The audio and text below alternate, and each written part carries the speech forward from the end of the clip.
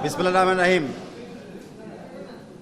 মাননীয় উপস্থিত সকল গণমাধ্যমের ভাই বোনেরা, বিশেষ করে প্রিন্ট, ইলেকট্রনিক এবং ডিজিটাল মিডিয়া বন্ধুগণ, আসসালামু আলাইকুম। আজকে ধন্যবাদ, আপনারা আমাদের বাংলাদেশ ন্যাশনাল টিমসের প্র্যাকটিস ম্যাচ কভার করতে এসেছেন। আসলে আপনাদেরকে ছাড়া বা আপনাদের উদ্যোগ ছাড়া বা আপনার সহযোগিতা ছাড়া আমরা কিন্তু যেরকম প্রচার দরকার সে প্রচার আমরা পেতাম না। তো আমরা কৃতজ্ঞতা জানাচ্ছি, আমি আমার পক্ষ থেকে এবং আমার ফেডারেশনের পক্ষ থেকে। দুঃখ প্রকাশ করছি যে আমরা বাংলাদেশে খালি একটা দিন প্র্যাকটিস করার সিচুয়েশন পেয়েছি, যে কারণে আজকে ম্যাচটা ক্লোজ ম্যাচ হওয়াতে আপনাদের খালি 20 মিনিট দেওয়া হয়েছিল হামজা, জামাল ভুইয়া এবং পুরো টিমকে কভার করার জন্য। কিন্তু যারা যারা আপনার শিলংয়ে যাবেন, আমরা চেষ্টা করব তাদেরকে আরেকটু অ্যাক্সেস দেওয়ার জন্য। বাট অফকোর্স আপনারা সবাই একমত আমার সাথে যে মূল উদ্দেশ্য হলো প্রিপেয়ার্ডভাবে ইন্ডিয়াকে একটা ভালো ম্যাচ খেলে বাংলাদেশকে একটা জয় উপহার দেওয়া। সেটার জন্য আমাদের কিছু কৌশল অবলম্বন করতে হয়, যেটার জন্য আমরা একটু সিক্রেসি বজায় রাখছি। সেটার জন্য আমি দুঃখ প্রকাশ করছি। বাট আনন্দের সাথে বলতেছি যে আমাদের টিম, বিশেষ করে আমাদের প্লেয়াররা, সবার সাথে আমি ব্যক্তিগতভাবে কথা বলেছি, সবাই কিন্তু ভেরি কনফিডেন্ট যে নট অনলি ওরা ভালো খেলবে, ওরা প্রবলি ওদের বেস্টটা পারফর্ম করবে অ্যান্ড ডেফিনেটলি তারা একটা ভিক্টরির দিকে ওরা চিন্তা করতেছে। তো সেটা বলে আমি আপনাদেরকে শেয়ার করতে চাচ্ছি যে আগামীকাল সকালে ইন্ডিগো ফ্লাইটে আমাদের ন্যাশনাল টিমস অ্যান্ড পুরো কন্টিনজেন্ট কলকাতা হয়ে শিলং চলে যাবে ডাইরেক্টলি। সেখানে ওনারা ভিভান্তা হোটেলে থাকবেন। সেখানে অফকোর্স আমাদের খেলা হবে জাওহরলাল নেহরু স্টেডিয়ামে। তারপরে 26-এ পুরো টিম আবার গুয়াহাটি হয়ে কলকাতা হয়ে ঢাকায় ব্যাক করবেন। আমাদের এটা হলো আমাদের কনফার্মড প্ল্যান আজকে পর্যন্ত। অ্যান্ড এর চেয়ে আর বেশি ডিটেলস আমার কাছে নাই, যখনই হবে আমি আপনাদেরকে অবশ্যই শেয়ার করব। ডিজাইন, এলিগেন্স, বিউটি, সেরা পণ্য সবার জন্য জেভিকো। ইন দ্য মিন টাইম আমি জানি অনেকের পাসপোর্ট জমা পড়েছে ইন্ডিয়ান এম্বাসিতে। যেখানে যেখানে সহযোগিতা লাগে আমরা অবশ্যই করব। অ্যান্ড আমরা কালকেও ফলো আপ করবো যাদের পাসপোর্ট এখনো ফেরত পান নাই, অতি দ্রুত পাসপোর্টগুলোকে কালেক্ট করতে উইথ দ্য ভিসা। তো সেটা আমাদের অলরেডি আমাদের এজেন্ডাতে আছে, আমরা অবশ্যই সে সহযোগিতা করবো আপনাদেরকে। যদি কোনো প্রশ্ন থাকে আপনাদের থেকে, আপনি প্লিজ কোয়েশ্চেন করতে পারেন। ইয়েস।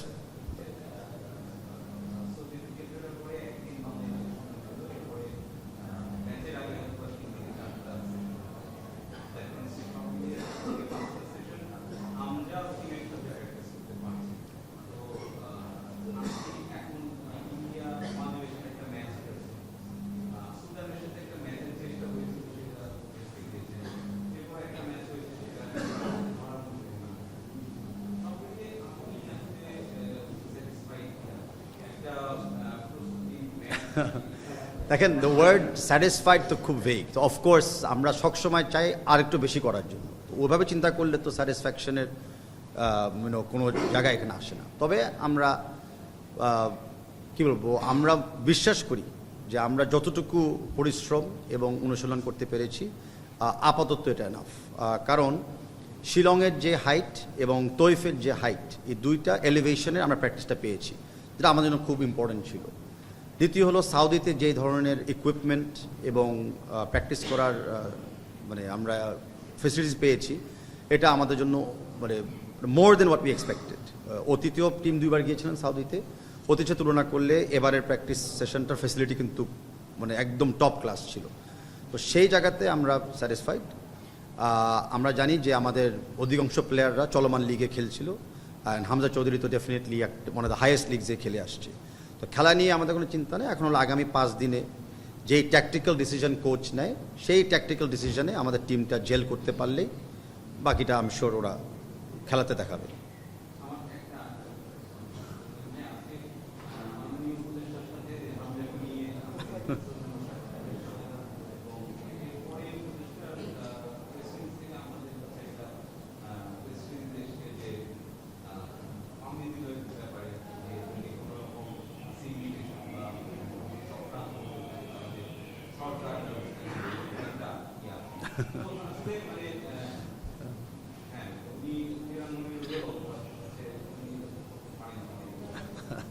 দেখেন, আমি ক্লিয়ারলি আপনাকে বলতে চাচ্ছি যে আমরা সবসময় একটা ডেফিনেটলি প্রফেশনালিজম অ্যান্ড একটা সিস্টেম আমরা বজায় রাখি।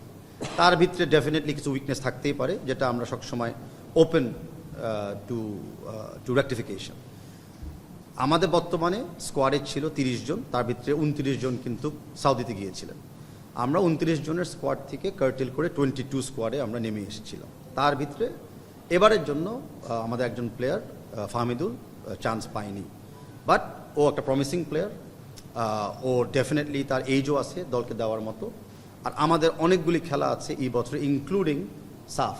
সো অতগুলি ম্যাচ যদি আমরা চিন্তা করি, আমাদের কিন্তু মোটামুটি অল 30 জন স্কোয়াডকেই লাগবে কম বেশি, ইনজুরি প্লাস অন্য স্কেজুল মিলিয়ে। সো এখানে কোনো ধরনের মানে আমি বলতে পারি যে নিয়মের ব্যত্যয় ঘটে নাই। যেই ট্যাকটিক্যাল অ্যাপ্রোচ ইন্ডিয়ার সাথে আমরা নিব, সেই ট্যাকটিক্যাল অ্যাপ্রোচকে বিবেচনা করে বর্তমান 23 স্কোয়াড চুজ করা হয়েছে। আগামীতে যখন আমরা সিঙ্গাপুরের সাথে অন্য ট্যাকটিক্যাল অ্যাপ্রোচ নিব, প্রবলি স্কোয়াডেরও কিছু চেঞ্জ আসতে পারে। এটা definitely the way the game is played. আজকে আমার যেটা মিটিং হয়েছিল মাননীয় উপদেষ্টা মহোদয়ের সাথে, অনেকগুলি এজেন্ডা আমাদের ছিল। আপনারা জানেন যে বিএফএফ আর মিনিস্ট্রির সাথে আমাদের এখন মাল্টিভ্যারিয়াস পার্টনারশিপ হয়েছে, যেখানে চিটাগং স্টেডিয়াম, কক্সবাজারে ফিফা এলিট সেন্টার, ইনফান্টিনোর visit to Bangladesh, Dhaka stadium Singapore ম্যাচের আগে প্রিপারেশন করা, অ্যান্ড অফকোর্স আমাদের বর্তমানে যেই কিছু সোশ্যাল মিডিয়াতে যে কথাগুলো উঠেছিল ফাহমিদুলের ব্যাপারে, সেটা নিয়েও আমাদের কথাবার্তা হয়েছে। তো আমাদের আলোচনাতে ওরকম কোনো আলোচনা আসে নাই যেখানে এক পক্ষ আরেক পক্ষর বিপক্ষে বা আন্ডারস্ট্যান্ড করে নাই। ওনাদের প্রেস উইং থেকে ওনারা যেটা বলেছে এটা ওনাদের ব্যাপার, বাট আমি বলতে পারি যে আমাদের মিটিংয়ের সময় এরকম কোনো সিরিয়াস কোনো কনভারসেশন বা কনসার্ন আসে নাই। অফকোর্স নর্মাল কনভারসেশন আসছে যে আমরা প্রসেস ফলো করি কি না, বা কী প্রসেস আমরা ফলো করি, আমাদের বর্তমান লিগের প্লেয়াররা কেমন পারফর্ম করতেছে, তো ওগুলো সব ছিল। বাট অ্যাজ আই সেড, এটা একটা খুবই বহুমুখী আমাদের রিলেশনশিপ, সেটাতে আমরা কথাবার্তা বলেছি। জি,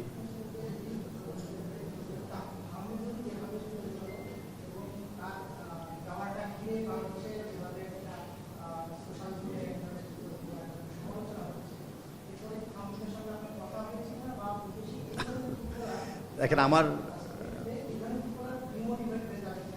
নো, অ্যাবসলিউটলি নট। আমি সাউদি থাকা অবস্থায় প্রতিটি প্লেয়ারের সাথে কিন্তু একেবারে বেশি কথা বলেছিলাম পার্সোনালি, জাস্ট টু আন্ডারস্ট্যান্ড যে ওনাদের কী অবস্থা বা কী চিন্তা। তার ভিতরে যে প্লেয়ারের কথা আমরা বলছি ফাহমিদুল, সেও কিন্তু ছিল।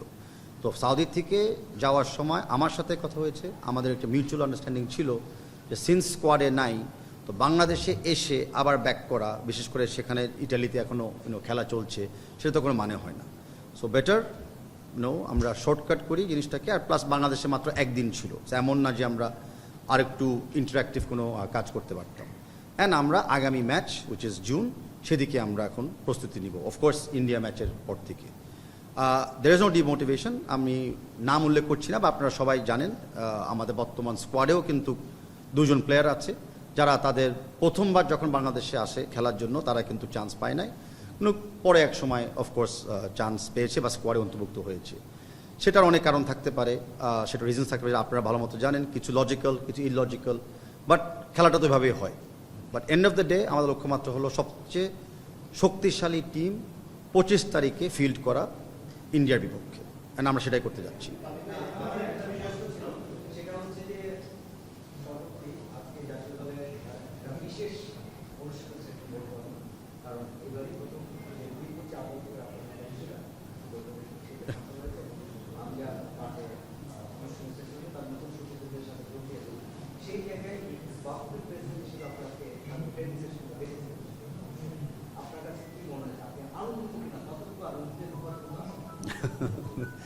দেখেন, আমি এখানে একা নয়, আমার সাথে আমার এক্সিকিউটিভ কমিটি মেম্বাররা আছেন এবং খুবই দক্ষ ম্যানেজমেন্টের কর্মকর্তারা আছেন।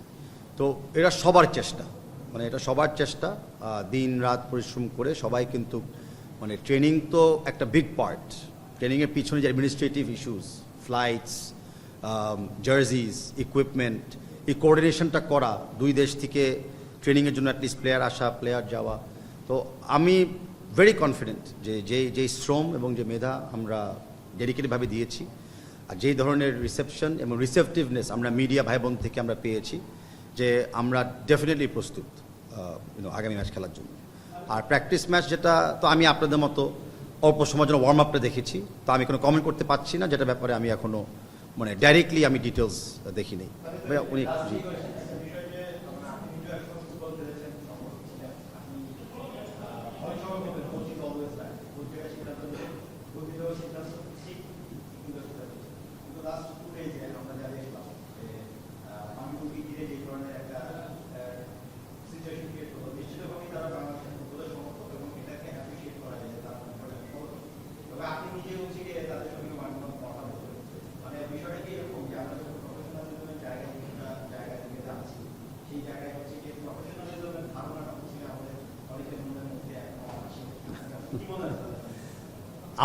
আমার কাছে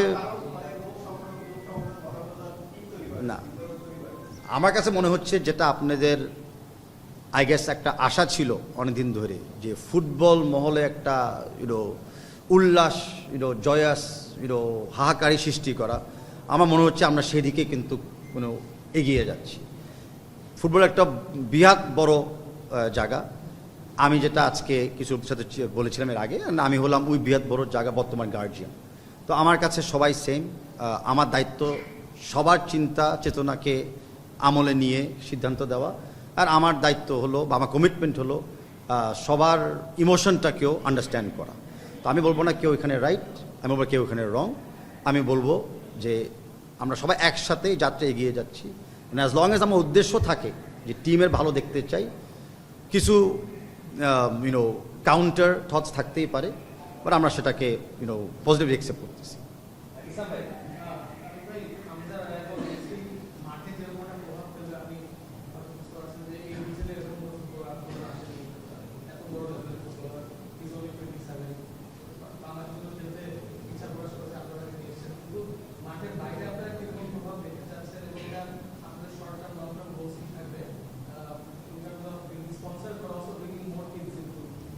ডেফিনেটলি। সো প্রথমে আপনি বলে দিই, আমাদের কাছে কিন্তু all 23 players are equally important. আমাদের স্কোয়াড হলো 23 জনের, একজন দিয়ে টিম খেলা যাবে না। তো আমরা কিন্তু 23টা প্লেয়ারকে ব্যাপারে কিন্তু ইকুয়াল গুরুত্বের সাথে আমরা দেখছি, আমরা কমিটমেন্ট দিচ্ছি, টাইম দিচ্ছি আমরা। তার ভিতরে কিছু প্লেয়ার তো অফকোর্স ইন্ডিভিজুয়াল জায়গায় অনেক এগিয়ে আছে। আমি মনে করি দি ইনক্লুশন অফ হামজা, আমি মনে করি যেমন আগে পথটা কে দেখাইছিল, আগে আমাদের জামাল ভুঁইয়া মতো প্রবাসী বাংলাদেশি ছিল, তারপরে তারেক কাজী আসলেন, তারপর অনেক ইন্টারেস্টেড পার্টি আসলেন, বাট ফাইনালি হামজা যোগ দিলেন। তা আমি মনে করি বাংলাদেশের ওই গোল্ডেন এইজে আবার যাওয়ার জন্য কিন্তু জার্নিটা শুরু হয়ে গিয়েছে। অ্যান্ড আমরা অনেক ইয়াং প্লেয়ার্সদের থেকে ইন্টারেস্ট পাচ্ছি, আর বিশেষ করে আমরা বাংলাদেশের ভিতরেও কিছু ইয়াং প্লেয়ার যারা ট্রেডিশনালি লিগে আসতো না, তারা থেকে ইন্টারেস্ট পাচ্ছি। আজকে যেরকম দেখছিলাম আমরা ইন্টার স্কুল ফুটবলের জার্সিগুলোকে উদ্বোধন করলাম, সেখানেও কিন্তু আমি মনে করি আরও অনেক ভালো ভালো ট্যালেন্টেড প্লেয়ার্স আমরা পাবো। সো আমাদের সাথে থাকেন, আমাদেরকে যে উৎসাহ দিচ্ছেন সেই উৎসাহ আমাদেরকে দেন, যেভাবে জবাবদের ভিতরে আমাদেরকে রাখছেন সেভাবে আপনারা আমাদেরকে রাখেন। বিশেষ করে আপনাদেরকে একসাথে নিয়ে আমরা খালি ইন্ডিয়া ম্যাচ না, আরও অনেক বড় টিমের সাথে আমরা খেলতেও পারবো, এর ভালো খেলা উপহার দিতে পারবো। লাস্ট একটা দেন, আমি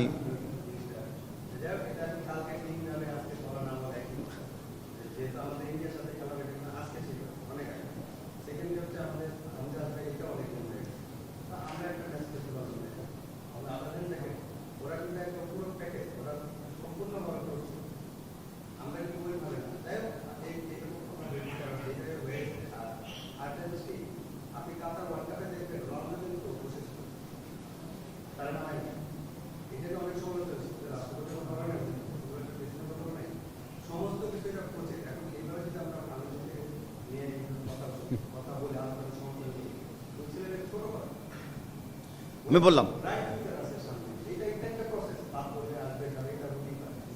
100%, আমি আশাবাদী যে অনেক ব্রাইট ইয়াং প্লেয়ার্সরা আমাদেরকে যোগ দিবে। আর আমি যেটা বললাম যে আমরা এটা ট্রেড অফ ছিল, বাংলাদেশে প্র্যাকটিস করলে ফেসিলিটি অত ভালো না, বাট হয়তো একটা প্র্যাকটিস ম্যাচ কনফার্ম পেতাম।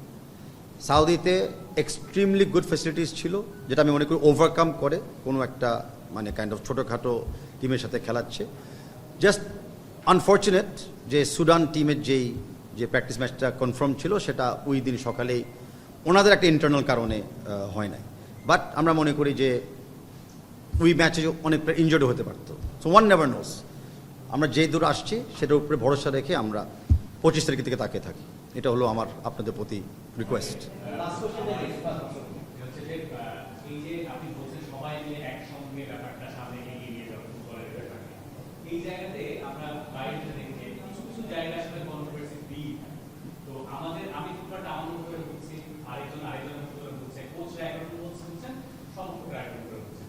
এই সব কিছুকে আসলে একটা রিজন নিয়ে এসে মানে এরকম ধরো পদক্ষেপ নেওয়ার সুযোগ আছে কিনা? এই ডিভাইডেশন তো আমাদেরকে হেল্প করে, আমাদেরকে হেল্প করবে আমরা সবাই যখন একসঙ্গে বাংলাদেশ তখন এইটা কি ফেডারেশন থেকে কোনো একটা আন্ডারস্ট্যান্ডিং এ যাওয়া? অনেক সময় দেখা যাচ্ছে যে খবরটা যেটা সেটা হয়তো একটু অন্যভাবে উপস্থাপন করার কারণে ব্যাপারটা পাবলিক রিঅ্যাকশনে অন্যরকম যাচ্ছে।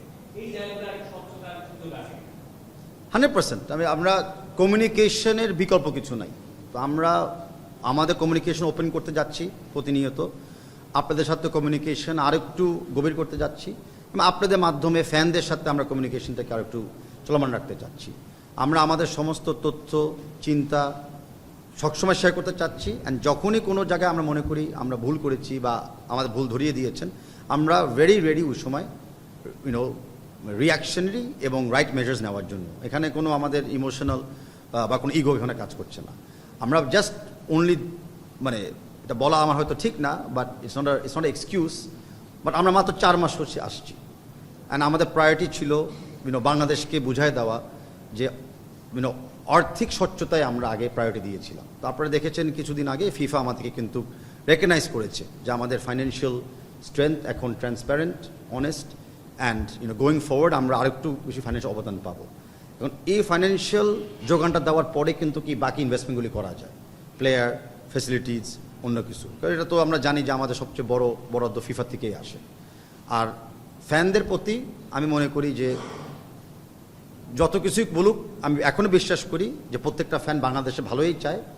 হয়তো কথা বলার সময় একটু দ্বিমত হয়ে যায় বা কথা বলার ওয়েটা হয়তো আমরা সবাই মেনে নিতে পারি না, but as a guardian and as a fan also আমি মনে করি আমাদের অনেক জায়গা আছে একসাথে কাজ করার, অ্যান্ড অনেক জায়গা আছে আলোচনার মাধ্যমেই টিমের প্রতি একটা অবদান রাখা।